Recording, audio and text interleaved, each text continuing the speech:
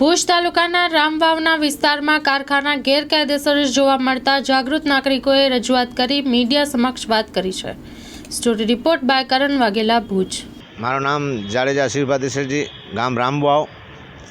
અને જે ભચાઉની દક્ષિણાદી બાજુ સરસ્વતી સોલ્ટ અને સોમનાથ જે બે કારખાના રહ્યા, 15 કિલોમીટરની અંદર ઓરસ ચોરસ પારો બાંધેલ છે। 15 દુ 30 કિલોમીટર થાય અને 32,000 એકડની અંદર છે। કંડલા પોર્ટની જે જમીન અને કાંઠા વિસ્તારની જમીન જે સાંઢોને દુષ્કાળ પડતો હતો ત્યારે ચરિયાણ માટે, કચ્છની અંદર દુષ્કાળ પડે ત્યારે ચરિયાણ માટે હતું।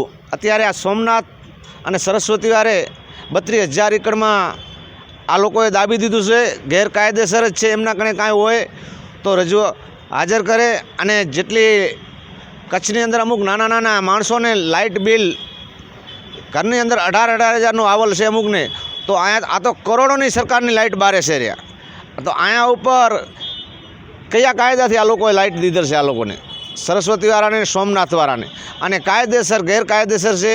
ચરિયાણ ઊંઠાનું છે। જ્યારે દુષ્કાળ આપણામાં પડતો ત્યારે સાંઢ માતા એની અંદર દુષ્કાળ પાડતી, એના માટે આની ખરી તપાસ થાય એવી માંગ છે। આરએફઓ સાહેબને, ડીઓફઓ સાહેબને, કલેક્ટર સાહેબને અને પ્રાંત સાહેબને મેં બધાને પણ ટપાલ દ્વારા લેટર આપેલ છે। અમે અત્યારે અરજીઓ આપી છે। જો ભૂમાફિયા સામે કાંઈ કડક કાર્યવાહી કરવામાં નહીં આવે તો અમે ડીઓફઓ સાહેબના સામે આંદોલન પણ કરશું અને આની ઉપર પણ રજૂઆત કરશું। ગાંધીનગર જવાનું થશે તો બધા ભેગા થઈ અને ગાંધીનગર પણ જશું। માં motor driving, safe and sure driving. Driving એ શોખ સાથે આપની મોટી જવાબદારી પણ છે। અમારા ઇન્સ્ટ્રક્ટર દ્વારા સચોટ અને સરળ માર્ગદર્શન